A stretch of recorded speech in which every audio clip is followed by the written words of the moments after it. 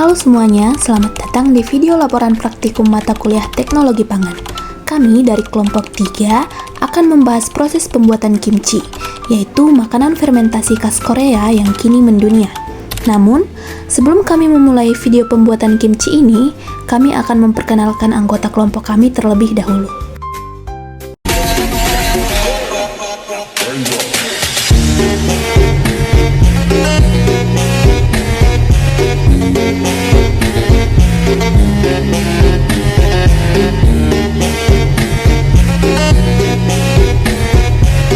Kimchi merupakan makanan tradisional Korea berupa asinan sayur hasil fermentasi yang diberi bumbu pedas.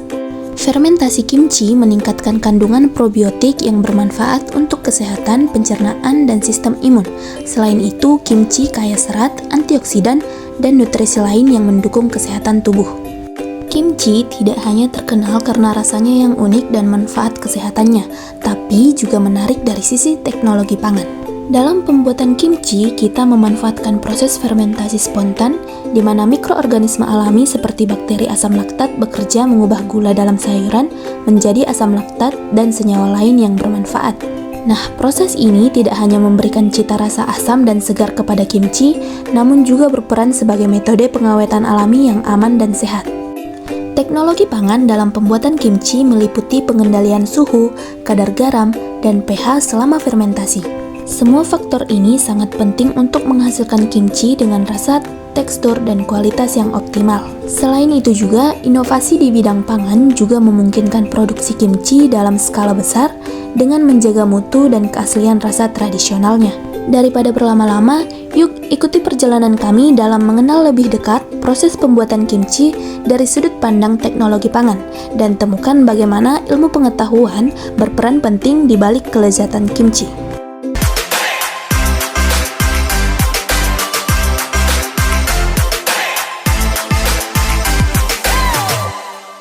Adapun bahan-bahan yang digunakan dalam praktikum pembuatan kimchi, yang pertama ada jahe, bawang putih, sawi, kentang, kecap ikan, cabai bubuk, bawang bombay, dan garam.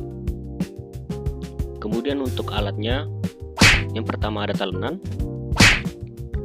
mangkok, pisau, panci, blender, dan kompor. Langkah pertama, siapkan sawi, kemudian potong bagian bonggolnya, lalu kupas satu persatu, kemudian dipotong hingga kecil-kecil.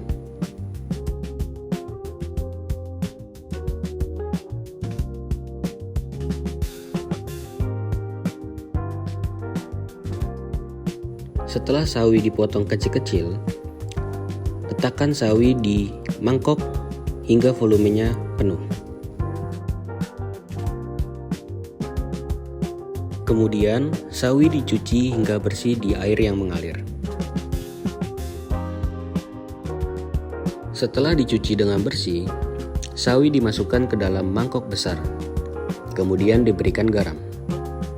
Garam diberikan secara bergantian dengan metode lapisan, yaitu sawi, garam, sawi, garam. Kemudian aduk merata.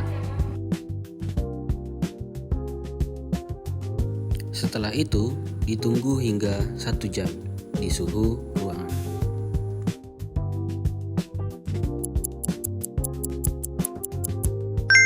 Setelah didiamkan selama 1 jam, sawi kemudian dibolak-balikkan dan ditunggu selama 1 jam. Setelah didiamkan selama 1 jam di suhu ruangan, sawi kemudian dibilas dengan air yang mengalir.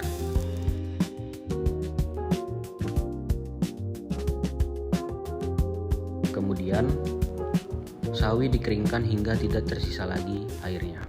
Langkah selanjutnya adalah mengupas kentang hingga bersih.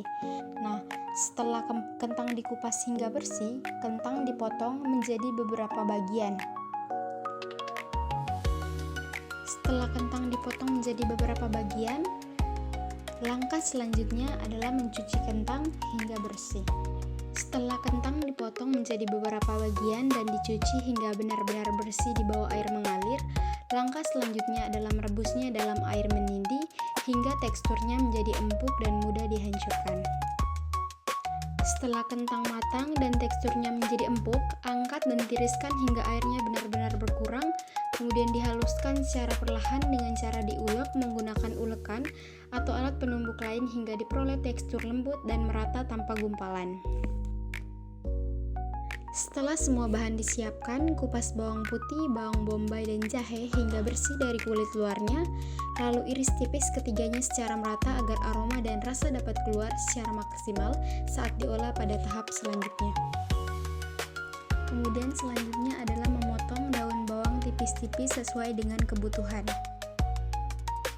Setelah semua bahan seperti bawang putih, bawang bombay, dan jahe selesai diiris, masukkan seluruh irisan tersebut ke dalam satu wadah. Nah, setelah itu blender seluruh campuran hingga halus dan merata. Nah, setelah bumbu di blender, kita akan masuk ke tahap pemberian kecap ikan sebanyak 3 sendok makan lalu di blender lagi. Kemudian, tuang bumbu yang sudah di blender ke dalam wadah lalu tambahkan 8 sendok makan cabai bubuk desakung. 1, 2, 3, 4, 5, 6, 7, 8, lalu diaduk hingga merata dan ditambahkan kecap ikan sebanyak 1 sendok makan, lalu ditambahkan kentang yang sudah dihaluskan dan diaduk hingga merata dan tercampur. Setelah bumbu tercampur, masukkan sawi yang sudah dibersihkan dan digaramkan tadi, lalu aduk hingga merata supaya bumbu dapat tercampur ke sawinya. Setelah itu, tambahkan pula daun bawang yang sudah dipotong-potong dan aduk hingga merata. Setelah kimchi diaduk hingga merata, simpan kimchi ke dalam wadah yang kedap udara, lalu simpan ke dalam lemari es untuk terjadinya proses fermentasi. Berikut hasil uji organoleptik. Yang pertama itu ada uji rasa. Rasa kimchi dipengaruhi oleh berbagai faktor baik dari bahan dasar maupun proses fermentasinya. Lama fermentasi, suhu penyimpanan dan kadar garam juga mempengaruhi intensitas rasa. Kimchi yang difermentasikan lebih lama biasanya memiliki rasa yang lebih tajam dan asam, sementara kimchi segar cenderung lebih renyah dan ringan. Selanjutnya ada hasil uji aroma. Bahan-bahan seperti bawang putih, jahe, cabai, daun bawang, dan terutama ikan fermentasi seperti saus, ikan, atau udang asin menghasilkan aroma khas yang kuat dan tajam. Selama fermentasi, bakteri asam laktat memecah gula menjadi asam laktat dan senyawa volatil lainnya yang juga berkontribusi pada aroma yang khas.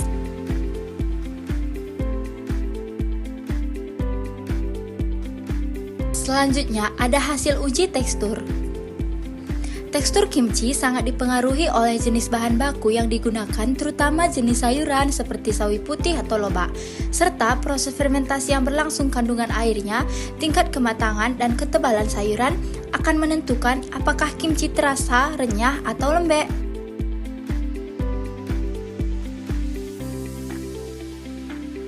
Selanjutnya ada hasil uji warna pada kimchi A dan kimchi B.